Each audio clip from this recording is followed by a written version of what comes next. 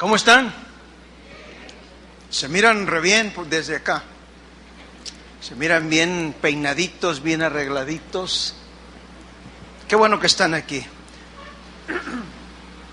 ¿Quieren aprender? Queremos aprender de la palabra de Dios. Abra por favor su Biblia. Manténgala abierta en el segundo libro de Samuel. En el capítulo 18, en el verso 33. Continuamos con la serie La autoridad espiritual. Hemos aprendido a través de esta serie que la fuente de toda autoridad que conocemos es Dios. Y de Él emana toda la delegación de la autoridad, porque de Él dependen gobiernos, y Él pone y quita reyes. Por lo tanto, toda autoridad es delegada, no se puede asumir.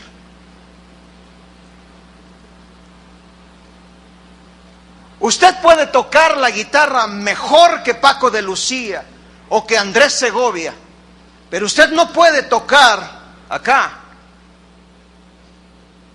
hasta que Dios lo certifique y se le delegue esa autoridad por medio de los pastores encargados de ese ministerio.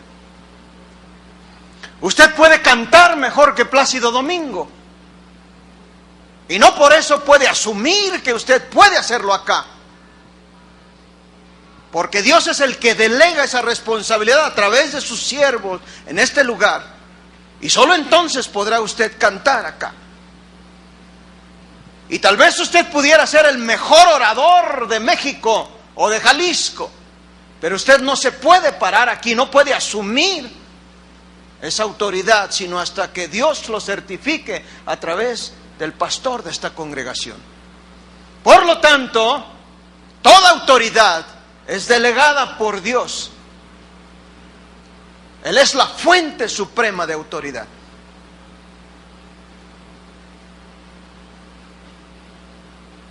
Pero hoy queremos tratar, dentro de la autoridad espiritual, la historia triste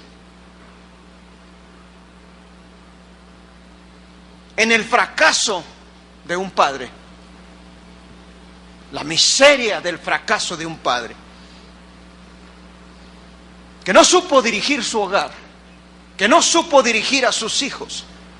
Y hoy en la actualidad hay incontable número de seminarios que pretenden enseñarnos cómo mantener unida a la familia, cómo mantener intacta la integridad de la familia. Y le voy a contar lo que parece ser una historia real de lo que sucede en nuestras familias. Y fueron palabras del famoso Winston Churchill, aquel inglés estadista famoso, que cuando principiaba la Segunda Guerra Mundial dijo palabras como: pelearemos en la playa, pelearemos en las montañas, pelearemos en los campos, pelearemos en las calles. Y eso parece ser exactamente lo que es unas vacaciones familiares, ¿no es así? Porque de repente las familias pelean en todos los sitios, en todos lugares. Mire, hermana, mire, mujer, si usted tiene un marido que trabaja arduamente para sostener a su casa, sostenerla a usted, a sus hijos, entonces tiene usted en realidad un tesoro precioso. Y debe darle gracias a Dios todos los días por su esposo, porque en estos tiempos resulta que eso es algo raro. Los papeles se han invertido de tal manera que especialmente en los Estados Unidos, pero también aún aquí. Ahora es la mujer la que trabaja, es la que sale para ganar el sustento de la familia. Y ese no es el plan de Dios para la familia, para el hogar. Absolutamente no lo es. Padres, amados hermanos varones, si quieren darle ustedes algo a su familia, que nunca se les olvide, un regalo a sus hijos, que nunca olviden, denles tiempo, denles dedicación. Hoy más que nunca es tan difícil ser padre o ser un buen padre. Y muchos padres se preguntan, nos preguntan en consejería, ¿a dónde vamos? ¿Qué cursos tomamos para aprender a ser buenos padres? ¿Hay acaso algún manual? Y muchos me han dicho, es que yo no tuve la instrucción, no tuve la dirección, no tuve el consejo de un padre. Pero a usted quiero decirle que aquí tenemos el mejor modelo de cómo ser buenos padres. Por lo tanto, cuando tenemos el entendimiento de la palabra de Dios, no tenemos excusa ni pretexto.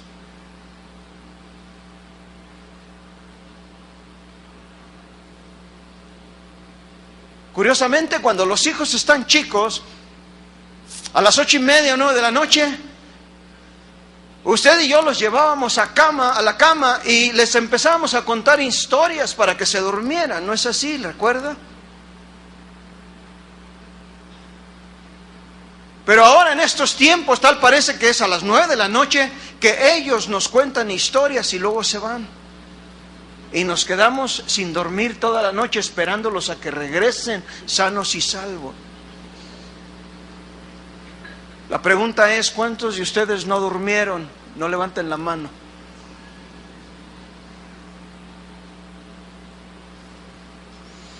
Pero principiemos con el hecho de que Dios también es Padre. Él también es Padre. Y Él ha trazado, ha diseñado la dirección, el camino, un modelo para que nosotros podamos aprender, para que podamos seguir en ese plano, ese propósito, imitarlo a Él, a su palabra, la Biblia. Porque sabe usted, varón, y si no lo sabía, lo va a saber esta mañana o esta tarde, engendrar un hijo es lo más fácil del mundo. Pero ser padre, ese es otro negocio. Eso es realmente duro, muy duro. Tan duro que más de 20 millones de padres en los Estados Unidos, de todos los estratos sociales, ricos, clase media, pobres, estudiados, no estudiados, 20 millones de hombres han decidido abandonar y han dejado a su sangre, a sus hijos.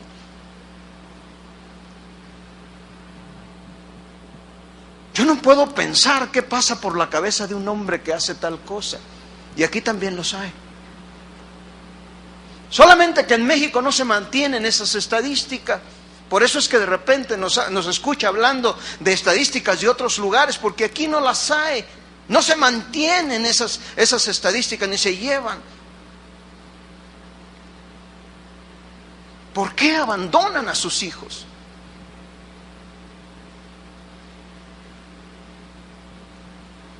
¿Sabe usted que el ser del sexo masculino es estrictamente cuestión de la casualidad?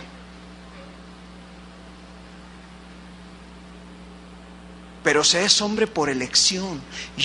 Usted y yo elegimos ser hombres,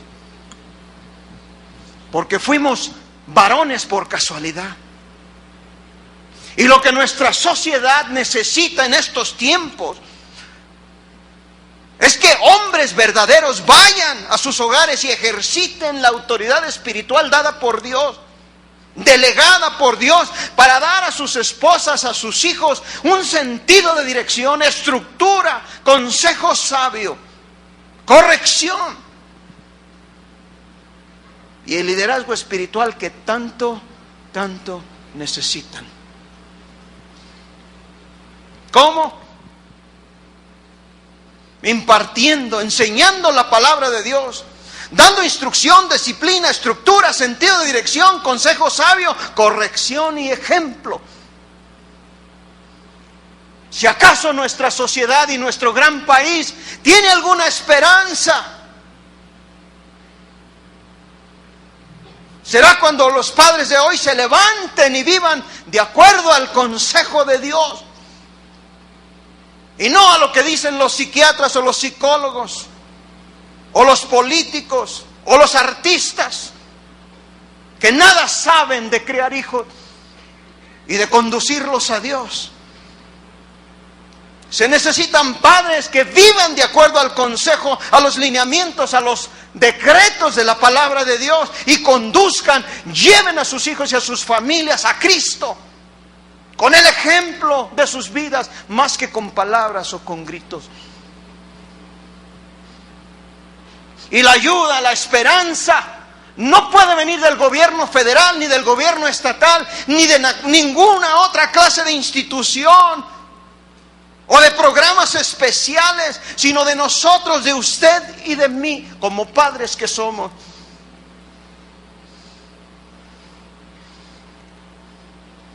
Porque es la palabra de Dios la que realmente nos enseña a ser hombres, y nada más.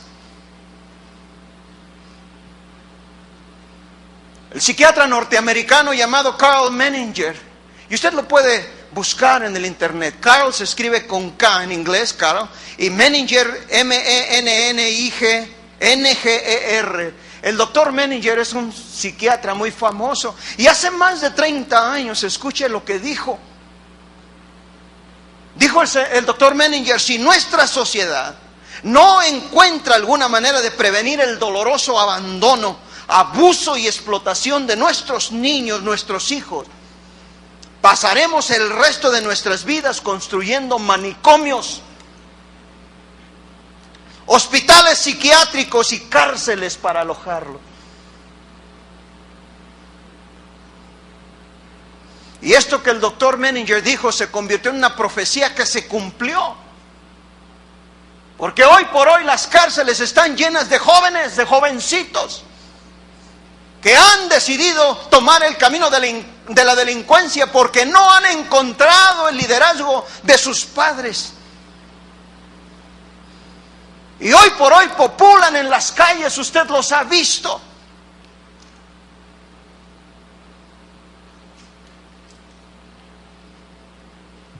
Y Dios nos muestra en su palabra un desfile de varios padres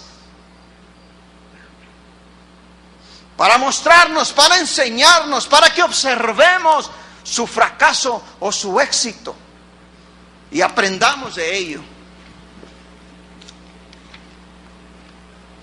Hombres tales como el rey David, como el sumo sacerdote Elí, como el profeta Samuel,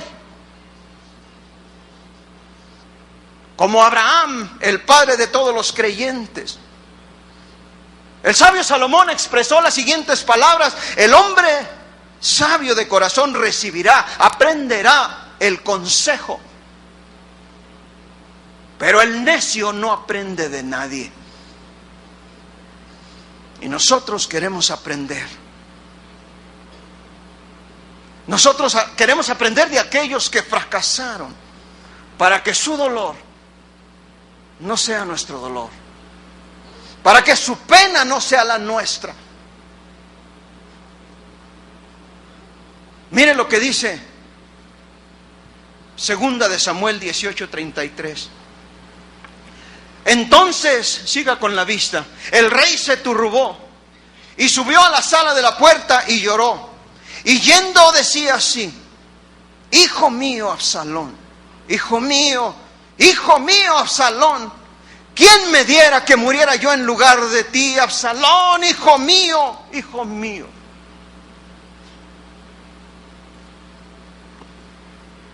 El duro, el incontrolable, inconsolable llanto del rey David cuando escuchó que su hijo Absalón había muerto. Cierre sus ojos un momento. Padre, en el nombre de Jesús, te pedimos que cada padre en este auditorio y los muchos que nos escuchan a través del internet, escuchen este mensaje de tu palabra, para que aprendamos, para que salgamos de este lugar pareciéndonos más a ti, más que nunca antes. En el nombre de Jesús. Amén. Mire usted, como padres terrenales, nuestra máxima prioridad es imitar, emular a nuestro Padre Celestial. Porque empezamos diciendo que Él también es Padre. Y lo confesamos cada vez que repetimos, cada vez que oramos. El Señor Jesús en su ejemplo de lo que es la oración nos enseñó lo que conocemos como el Padre Nuestro. Y cada vez que oramos decimos, Padre Nuestro que estás en los cielos. Repita conmigo, Padre Nuestro que estás en los cielos. Nuestro Padre que está en los cielos provee para nosotros. Por lo que una de las prioridades principales de nosotros como padres terrenales es proveer para nuestras esposas, para nuestros hijos. En segundo lugar, el Padre protege. Y Jesús, que es el buen pastor, el pastor de pastores, protege a sus ovejas, protege a su rebaño. De la misma manera, la responsabilidad de cada uno de nosotros como padres es de proteger a nuestra familia, a nuestros hijos, de toda amenaza, de todo peligro que asedia a nuestra familia. Pero Dios también es todo amor. De hecho, su esencia es amor. Y la Biblia dice que el que no ama no conoce a Dios, porque Dios es amor. Toda la esencia de Dios es de dar. Nos da el sol cada mañana, nos da la habilidad de levantarnos, nos da la vida, la salud, nos da la habilidad de sentir, de amar, de ser amados, y nos ha dado una hermosa familia a la mayoría de nosotros como padres. Por lo tanto, es responsabilidad espiritual de cada padre amar entrañablemente a su esposa y a sus hijos. Y sepa usted que el amor es una decisión más que un sentimiento. Porque al paso de los años, todos cambiamos. Y ya no nos vemos como cuando nos casamos. Pero yo decido retener mi vida junto a mi esposa y a mis hijos. Es una decisión que Dios honra. De tal manera que yo le puedo decir personalmente que yo amo a mi esposa profundamente más que cuando nos casamos. Es responsabilidad de nosotros como padres amar a nuestras esposas y a nuestros hijos. La Biblia en Efesios 5:25 nos han enseñado: maridos, amad a vuestras mujeres, así como Cristo amó a la iglesia y se entregó a sí mismo por ella. Ese es el estándar, ese es el modelo. Y no hay otro mejor. En la Biblia, el padre es el líder del hogar. Dios, en su misericordia, ha delegado la responsabilidad, ha puesto la responsabilidad espiritual del liderazgo sobre los hombres del padre, del hombre, no de la mujer, de la esposa, ni de la suegra, ni de los hijos, ni del mascota, de la mascota del hogar. No, en usted y en mí ha delegado esa responsabilidad del liderazgo espiritual de nuestras casas. No porque seamos más inteligentes, más sabios o más fuertes, sino para establecer el orden de Dios, porque Dios es orden. De manera que no hay otra autoridad espiritual en su casa, sino usted.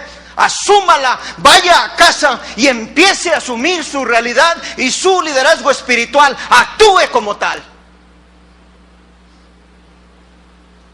No se deje llevar, no se crea de lo que la sociedad feminizada nos trata de decir, lavándonos el cerebro, pensando que usted puede delegar, que usted puede abandonar, que usted puede dejar esa autoridad espiritual que Dios le delegó y dé la espalda y camine y deposítela, o la deposita en manos o en los hombros de su esposa o de sus hijos o de su suegra. No. El plan perfecto de Dios para la familia es que cada uno de nosotros como padres asumamos esa responsabilidad del liderazgo espiritual de nuestras casas. Un día nos va a pedir cuentas. Tony, ¿qué hiciste con la familia que te di? Con tu esposa, con tus hijos que te encomendé para guiar, para enseñar, para conducir. ¿Qué hiciste con ellos? ¿Cuál será su respuesta?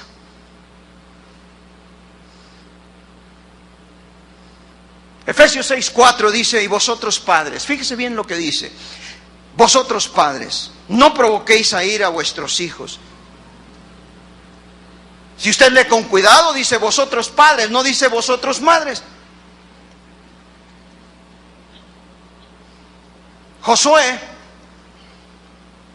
dijo: yo y mi casa serviremos a Jehová. No dijo: ay, lo que digan mi señora, ay, lo que digan mis hijos. Yo y mi casa, con vigor, con firmeza, yo y mi casa serviremos a Jehová. Noé predicó por 120 años sin siquiera ganar un alma, ni un convertido, ni uno solo, pero construyó un arca para salvar a su familia. Y usted y yo estamos edificando un arca. Yo le desafío a que la construya bien, con mucho cuidado. Sus hijos y su esposa dependen de usted. No es de ningún otro modo. Sus hijos esperan que usted pueda librarlos espiritualmente hablando de esta sociedad que cada día se hunde en lo que parece ser una coladera espantosa, nauseabunda y pestilente y podredumbre moral.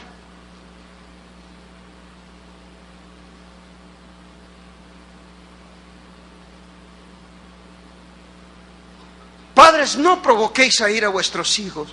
Es el mandato de Dios a través de Pablo.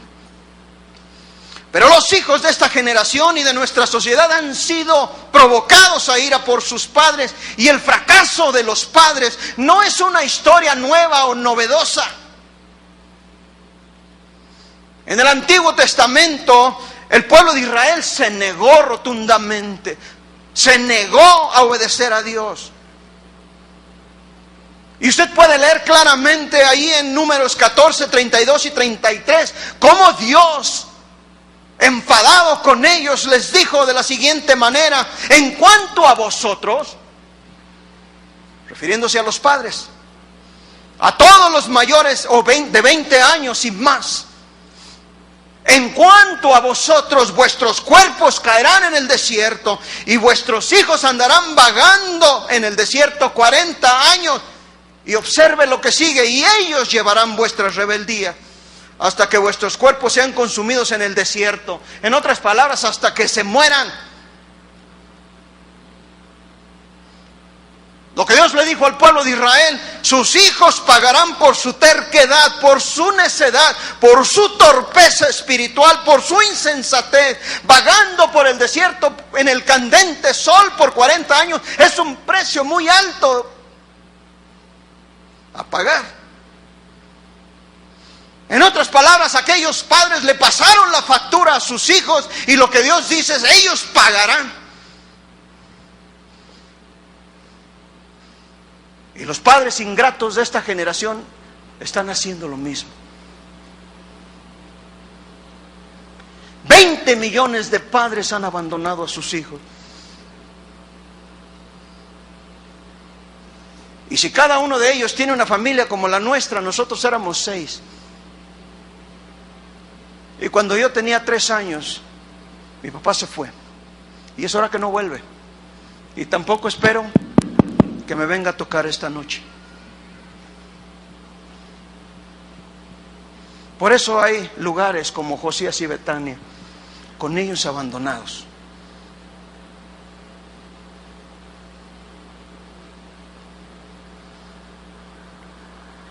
Han sido provocados a ira estos hijos. Porque en algún sitio, en algún lugar de la ciudad o del mundo, saben que hay un padre que no les ama lo suficiente como para llamarles, o para pagar manutención, o pagarles la escuela, mucho menos enviarles una tarjeta de cumpleaños, o venir y darles una palabra de aliento, de consejo, y no proveen para ellos. Y dice la Biblia en 1 Timoteo 5:8, porque si alguno no provee para los suyos, y mayormente para los de su casa, ha negado la fe, y es peor que un incrédulo.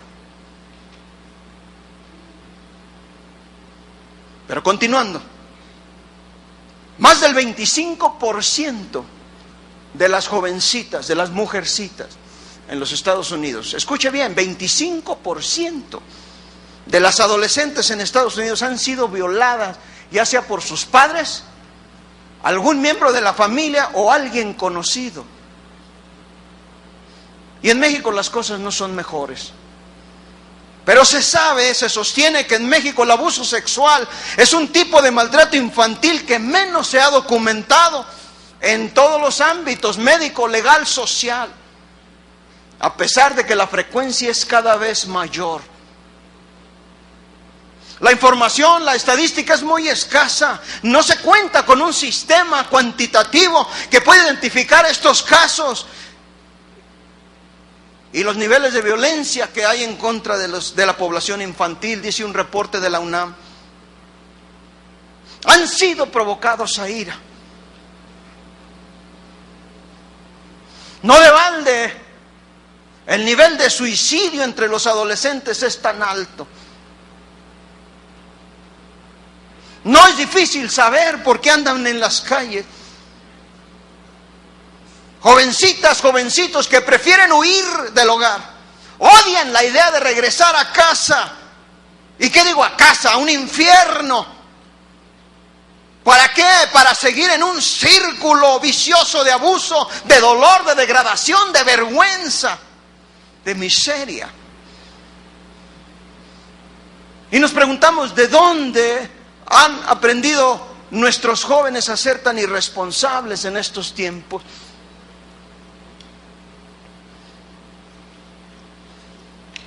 Lo han aprendido de sus padres. Me refiero a ustedes y a mí, varones. Han visto a los padres entrar y salir de relaciones matrimoniales o de amaciato, una y otra y otra y otra vez. Han aprendido a violar, a romper, a burlarse del pacto matrimonial que hicieron delante de Dios y de la iglesia, porque han visto a sus padres hacer precisamente lo mismo.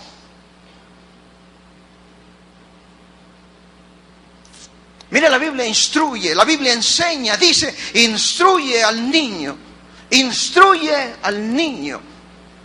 Curiosamente no dice al joven o al adulto crecidito, instruye al niño.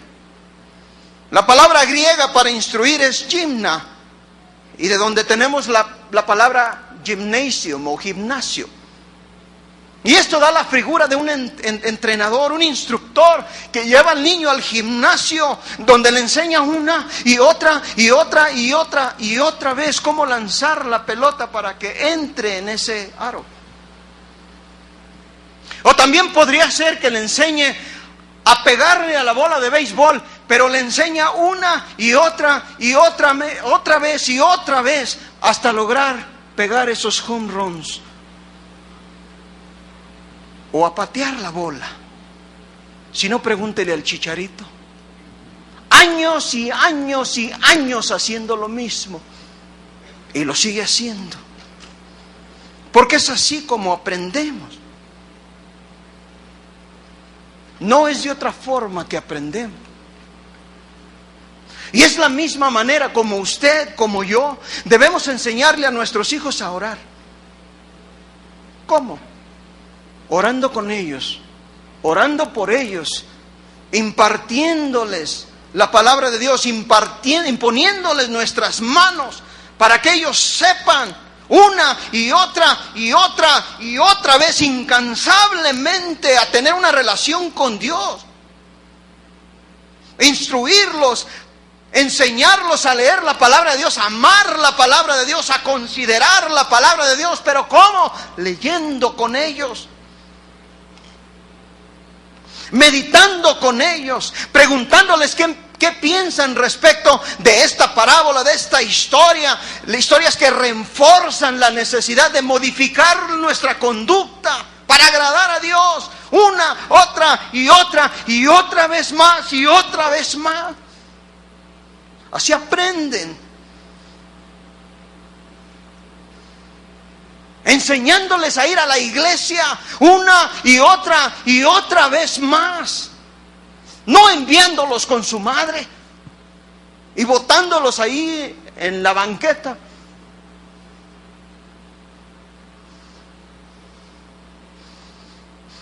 Cuando usted hace esto, básicamente lo que le está diciendo al niño es que esto de la iglesia y de Dios es solamente para mujeres y para niños, y está muy lejos de ser la verdad. Usted le está diciendo: cuando seas grande, cuando puedas beber cerveza y maldecir como marinero de agua sucia, entonces podrás decidir si ir o no.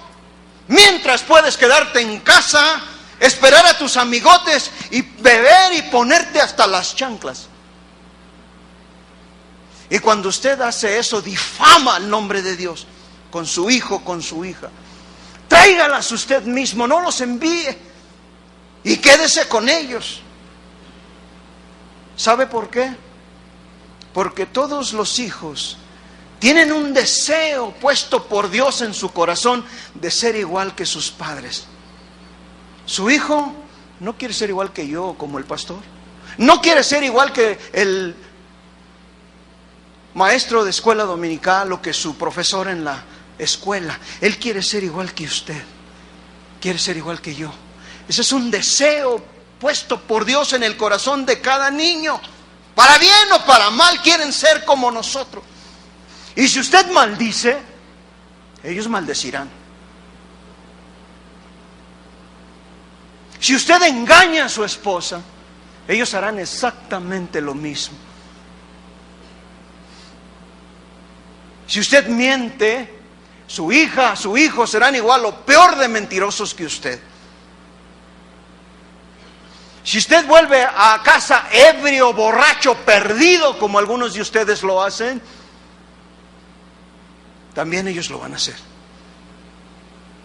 Si usted golpea a su esposa, si usted la maldice, ni se preocupe en decirles que eso no está bien, que no deben de hacerlo, que ellos deben de hacer lo que usted dice, no lo que usted hace. No se preocupe de decirles eso. Ellos van a hacer exactamente lo mismo.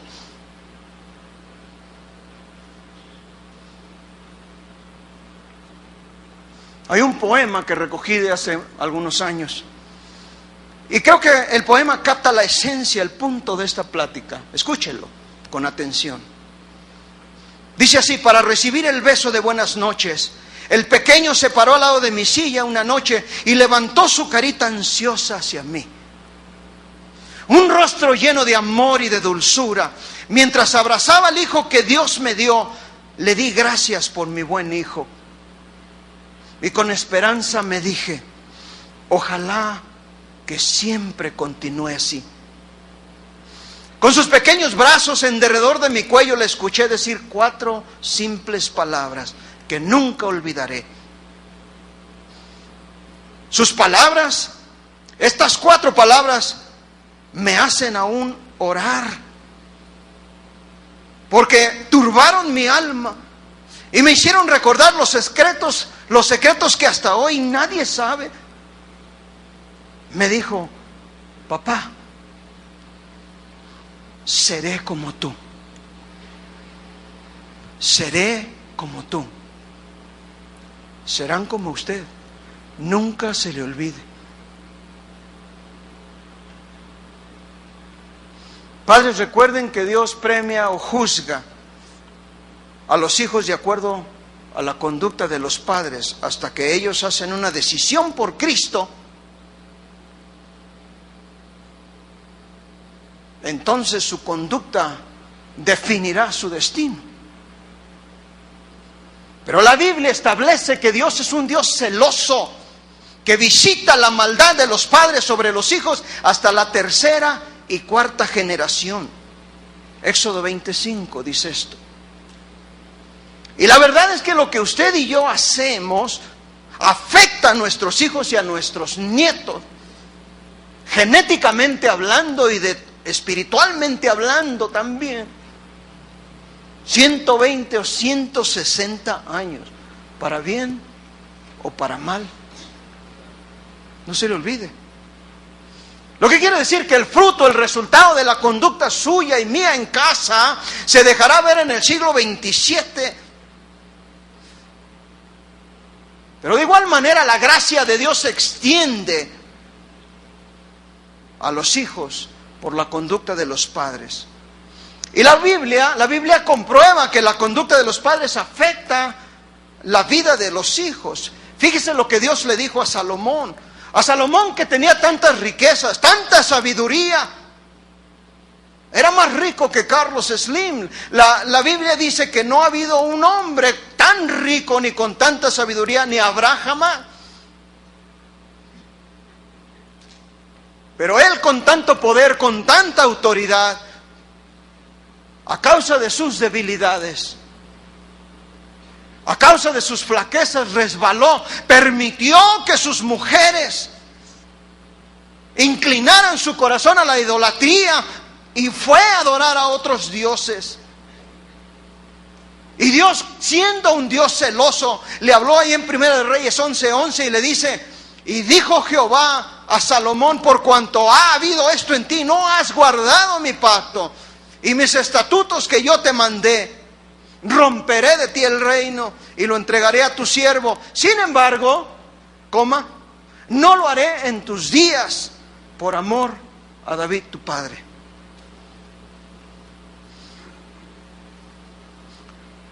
Lo romperé, dice, de la mano de tu hijo. En otras palabras, no por ti, pero porque yo amaba a tu padre. No le causaré descrédito y desgracia mientras tú vivas, pero apenas mueras, esto se va a desbaratar. Dios extendió su gracia a Salomón porque amaba a David. Pero analicemos la vida de David. La vida de David es una historia hermosa, preciosa, que se puede leer como una obra maestra, como una novela de romance. David, que ascendió gradualmente, en un tiempo fue un pastor de ovejas, pero luego Dios lo ungió y se convirtió en un Terminator de gigantes cuando mató a Goliat. Además, las composiciones de David estaban en el hit parade de Israel. Todo el mundo las cantaba. De hecho, nosotros las seguimos cantando en los salmos. David tenía una mente brillante, impresionante, una inteligencia como pocos. Además, era de un valor inaudito, sin límite. Mató a un león y a un oso sin armas más que sus propias manos. De hecho, David era el Rambo de Belén. Y también era poeta. Era un músico consumado, era un guerrero, un estadista. Se elevó en una estridente victoria de una a otra y llegó a ser rey no por derecho de nacimiento o porque tuviera sangre de realeza, sino porque Dios lo eligió y por lo que había logrado. David era la personificación del éxito. De hecho, podríamos llamarle Mr. Exit, Mr. Éxito. Era un genio en la estrategia militar, un estadista que juntó a unas pequeñas tribus dispersas y las convirtió en un país poderoso, respetado. Era un genio financiero también. Hasta este día se le conoce a la época de David como la época de oro de Israel. Y yo creo que si él hubiera vivido en estos tiempos, hubiera escrito un libro que diría algo así como de las montañas de Galilea a la Casa Blanca o a los Pinos.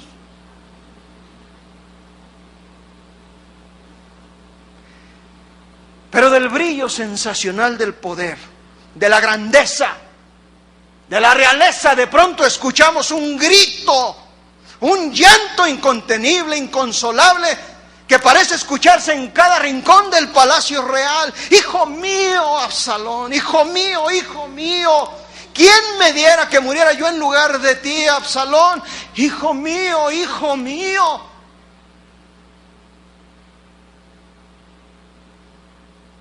Todo el fracaso moral de su propia vida le estaba pegando de frente en su cara.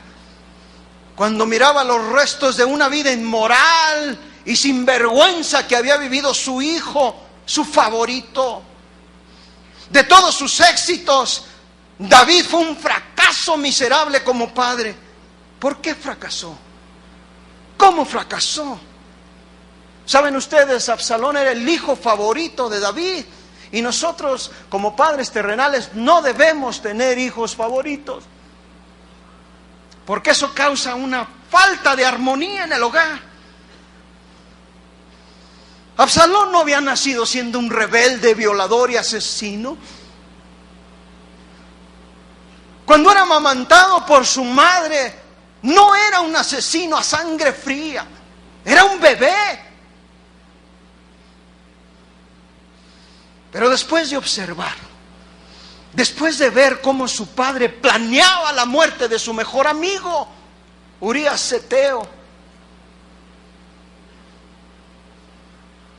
después de ver a su padre engañar a su esposa en el acto de adulterio con Betsabé, luego se volvió un asesino a sangre fría. Su padre le enseñó a traicionar, su padre le enseñó a mentir con éxito. Le enseñó cómo ser un asesino y aprendió bien. Y la historia nos relata cómo Absalón reunió a su ejército de rebeldes en las montañas de Efraín. El rey David envió a Joab, el comandante supremo de sus ejércitos, para acabar con la rebelión. Fíjese usted, Absalón no quería avergonzar a su padre, quería matarlo.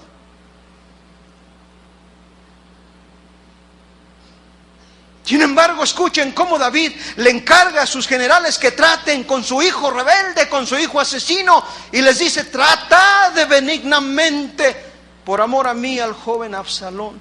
David amaba entrañablemente a esta víbora de cascabel, malagradecido. Y los ejércitos rebeldes y los ejércitos leales chocan en una guerra sangrienta, cuerpo a cuerpo, como lo era en aquellos entonces. Y dice la Biblia que 20,000 hombres murieron en pocas horas. Y de pronto, en el fragor de la batalla, como todos los cobardes, Absalón huye para salvar el pellejo. Y se monta en un mulo, y el mulo corre. Y de repente se atora entre las ramas espesas de una gran encina y se le enreda la cabeza y queda suspendido entre el cielo y la tierra. Y persiguiéndolo viene Joab. Cuando le dicen dónde está colgado, indefenso, suspendido, toma 3 dardos y los clava en su pecho. y la sangre fluye a raudales.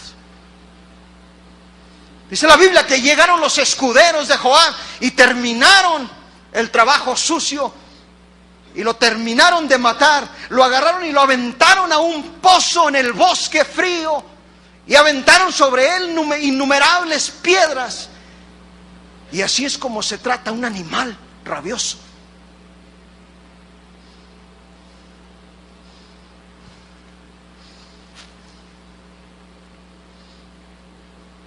El rey David estaba sentado a la entrada de la ciudad esperando ansioso las noticias. Y de pronto el vigía observa dos corredores que vienen, dos mensajeros que se dirigen a ellos.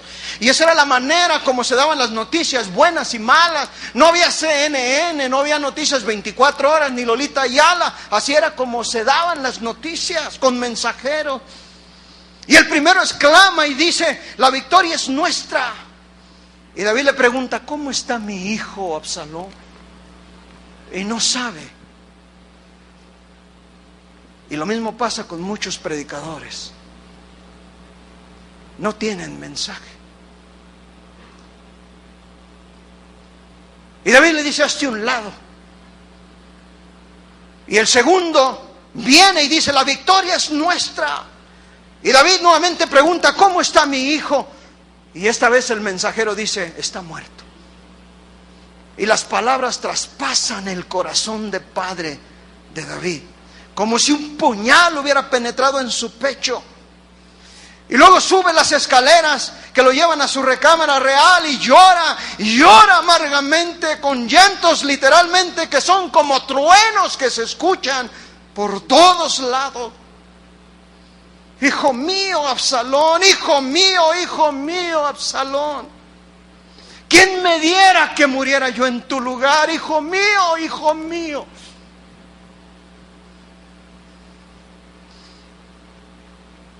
$20,000 soldados leales habían muerto. Y David está llorando por este rebelde, por este desalmado sinvergüenza. No llora por los héroes caídos de Israel. Llora por su hijo, por ese alacrán que él mismo había creado. De todos sus éxitos, David fracasó miserablemente como padre.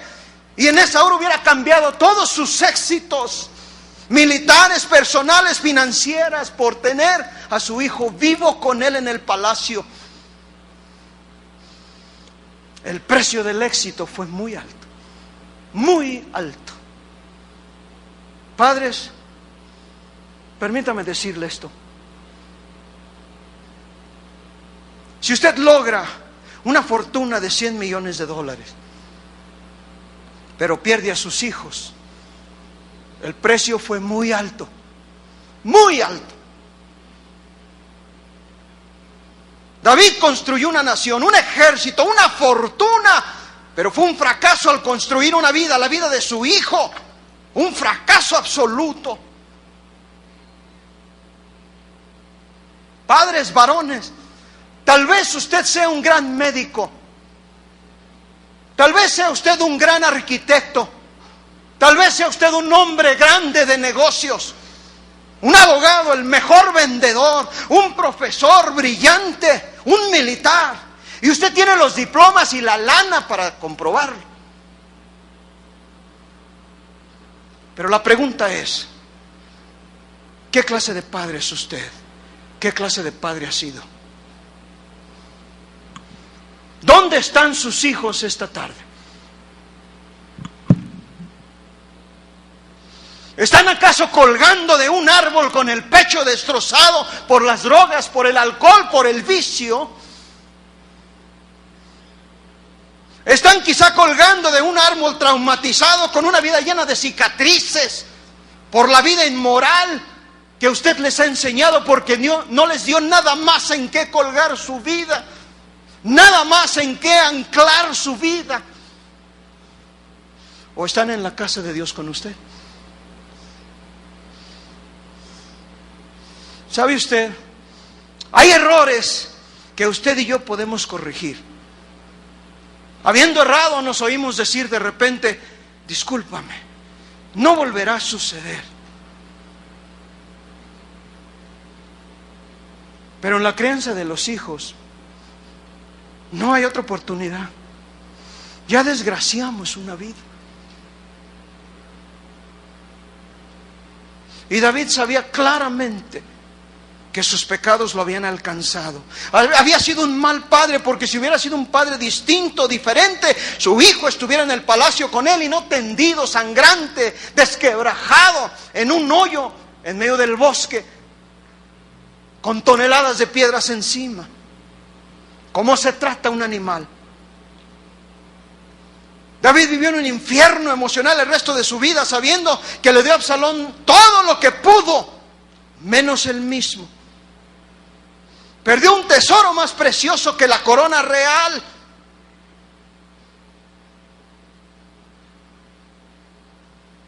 Perdió a su hijo. Y ese recuerdo lo asedió constantemente toda su vida. Nunca volvió a ser el mismo. Pero mientras Absalón lo correteaba por los jardines y por los salones del palacio, pidiéndole que le arreglara su carrito, su troquita, su caballito, David estaba muy ocupado con las cuestiones del palacio, con Betsabé, con el engaño, con la traición y con la muerte, con el ejército que tanto amaba, con las cosas del reino. Pero ahora no estaba tan ocupado para llorar amargamente por su hijo, con el corazón deshecho. Y sabe, usted tampoco lo estará.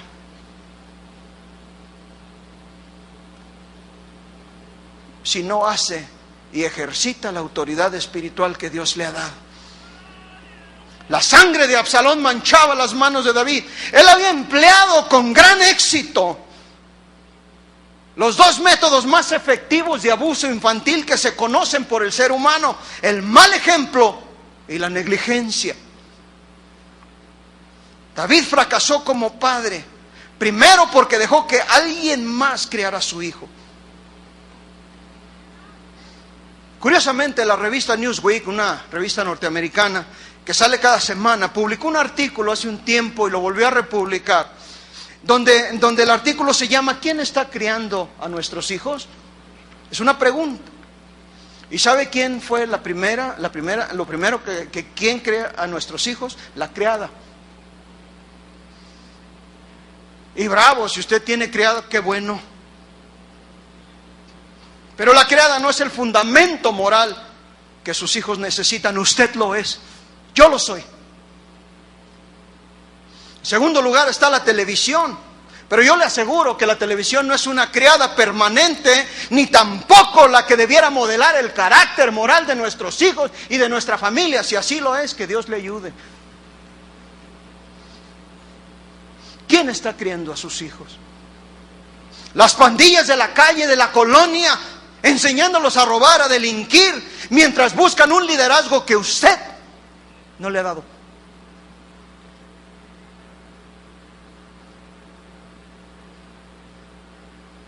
Todo porque estamos trabajando para su futuro, les decimos.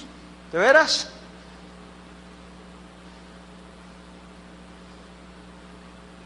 Porque no nos tomamos el tiempo para hablar con ellos, para instruirlos, para guiarlos, para aconsejarlos, para darle estructura a su vida, sentido de dirección, consejo sabio, instrucción.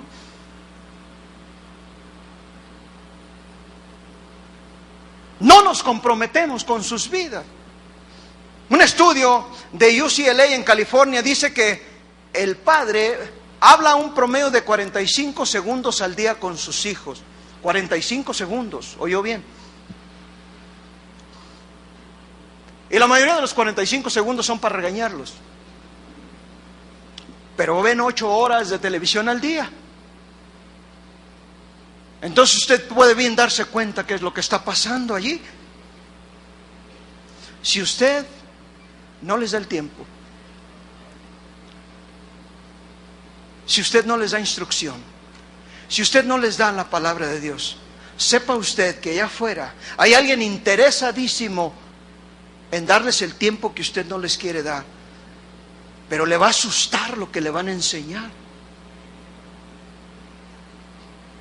porque usted no ejerce la autoridad espiritual que Dios le ha delegado.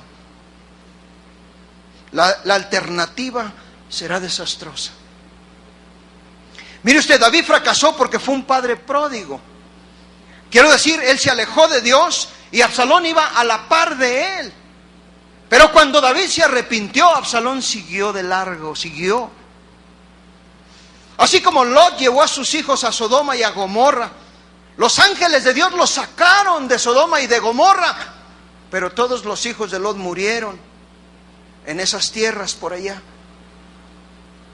La moraleja es que usted puede introducir a sus hijos al pecado, pero será un milagro de Dios que logre sacarlos de ahí. Solamente Dios puede hacer eso.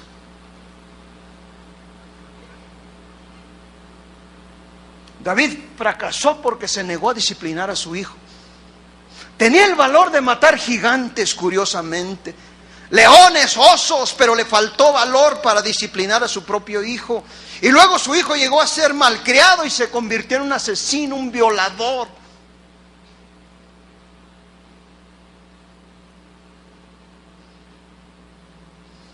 ¿Quiere que le dé la fórmula para que sus hijos sean totalmente malcriados? Deles lo que quieran, cuando quieran, como quieran y a la hora que quieran.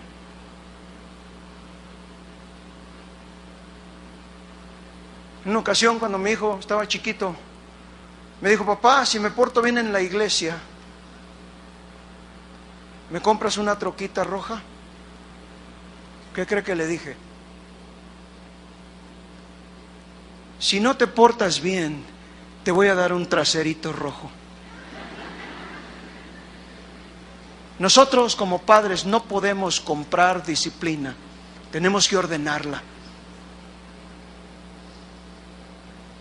En una ocasión vino una pareja conmigo y me dijo que un niñito de 4 años los traía azorados. ¿Cómo es posible? Es que siento ganas de llorar cuando le tengo que pegar. ¡Llore! Ahora que hay tiempo.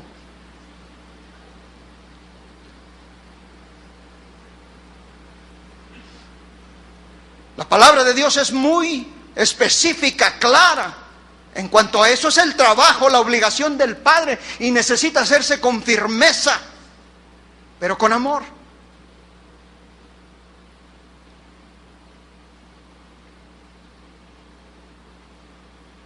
La Biblia enseña que si nosotros no disciplinamos a nuestros hijos, Él entonces puede tratar con nosotros de otra manera. A ver, pastor. Usted me está diciendo que si yo no disciplino a mis hijos, Dios me va a disciplinar a mí. Bueno, no lo digo yo. Si quiere aprender, abra su Biblia en 1 Samuel 3:13. Y ahí está la historia del sumo sacerdote de Israel llamado Elí. Tenía 2 hijos adultos y se negaba a disciplinar a sus hijos. Y vivían una vida disipada, eran borrachos, fornicarios y sinvergüenzas. Y Elí trataba siempre de cubrirlos y decía: bueno, los muchachos siempre serán muchachos. ¿Ha escuchado esto?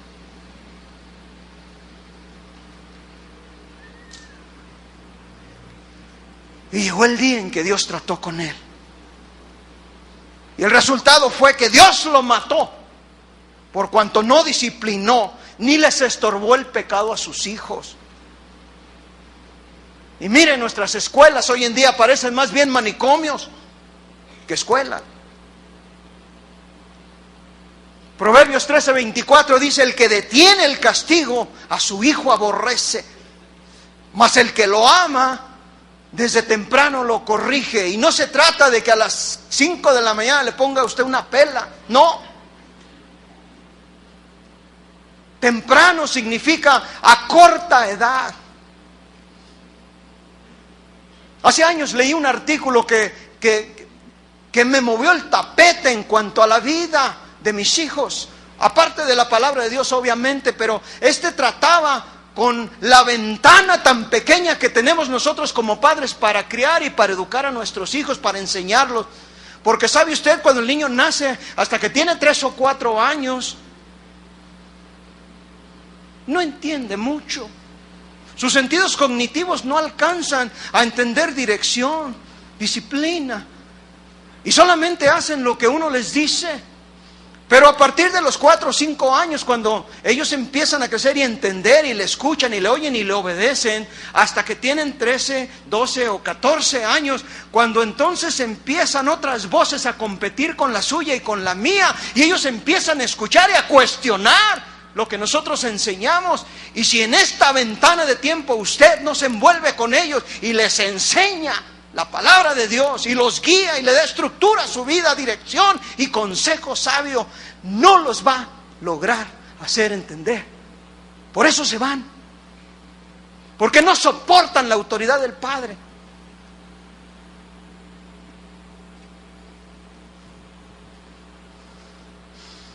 ¿Cuándo fue la última vez que usted se sentó a platicar con sus hijos? Hablarles del mapa de la vida, a compartirles la palabra de Dios y las experiencias que Dios le ha permitido a usted como padre tener. ¿Cuándo fue la última vez? O mejor pregunto, ¿lo ha hecho alguna vez?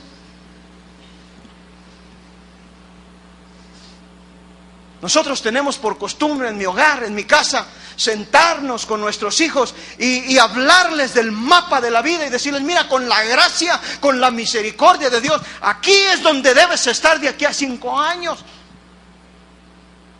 Encomiéndate a Dios, busca a Dios, pídele a Dios. Y no queremos decir con esto que siempre estén en ese camino, pero al menos saben dónde deben andar.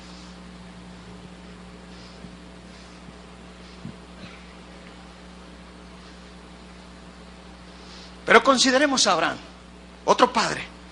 De hecho, la Biblia le llama el padre de todos los que llegaríamos a creer.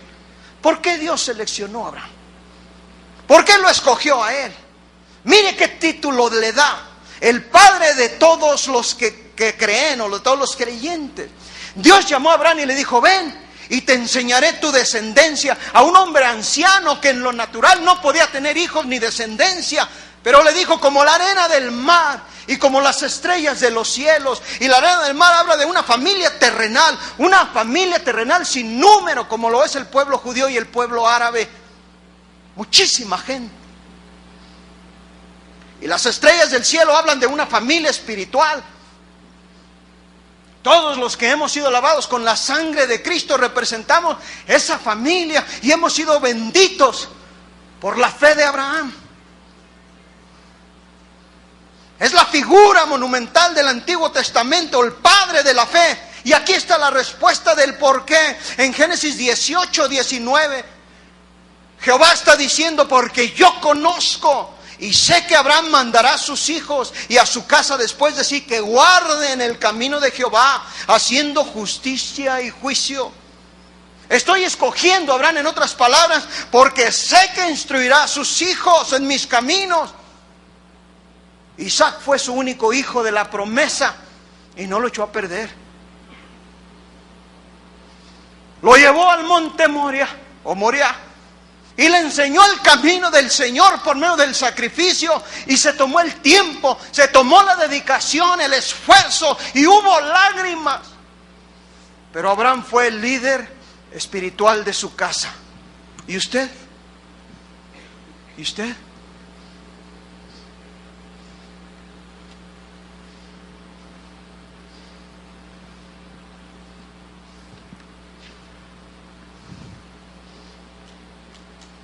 Si no los disciplina porque no los quiere ver llorar, llore con ellos. Pero llore ahora, porque de otro modo llorará cuando los visite en la cárcel. Ahí es precisamente donde van, si usted no ejerce su autoridad espiritual en el hogar. Y llorará gravemente. Decimos en México, lágrimas de sangre. Porque sabe usted, si no le obedecen a usted como la autoridad que Dios le ha delegado, y no lo miran como esa autoridad espiritual, ni lo respetan, entonces no respetarán a ninguna autoridad allá afuera, y las consecuencias serán desastrosas. Recuerde, un día nuestros hijos dejarán el hogar, así como usted y yo nos fuimos.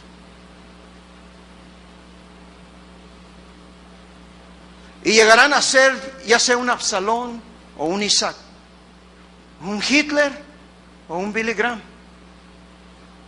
Dejarán el hogar para ser maestros o tiranos, músicos o asesinos. Y solo con su liderazgo espiritual cumplirán el propósito que Dios tiene para ellos y para su casa. Así es que, padres, apague la televisión.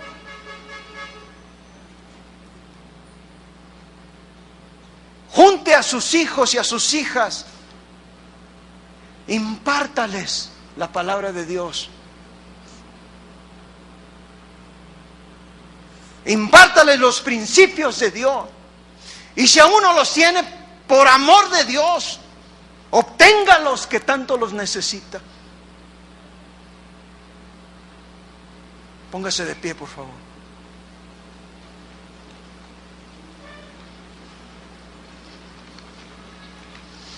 Yo no sé qué clase de padre es usted, o ha sido usted.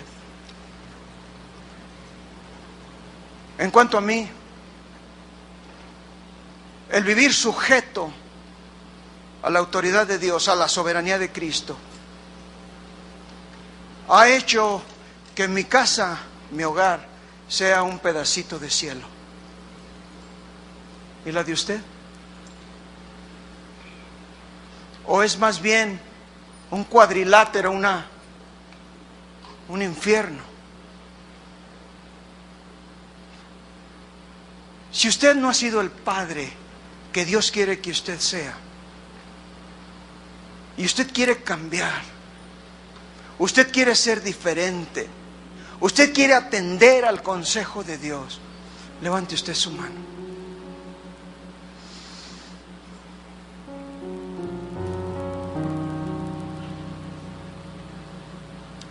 Señor, mira a cada varón en este lugar.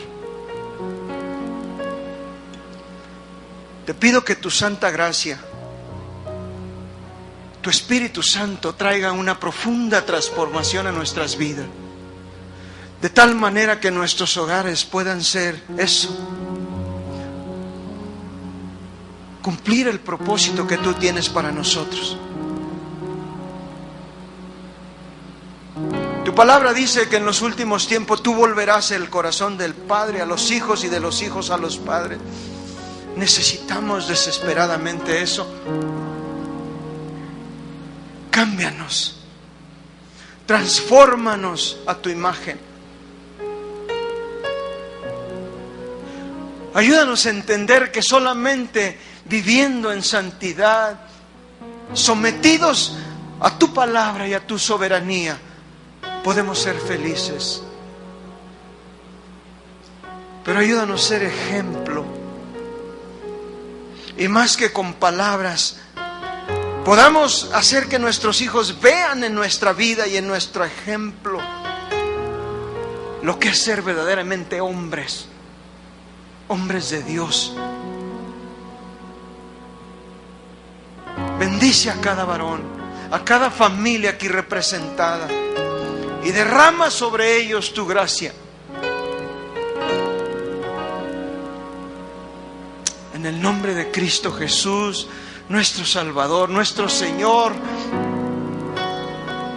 nuestro máximo ejemplo. Que seamos como tú, que nos parezcamos más a ti cada día. Amén. Amén. Dios le bendiga.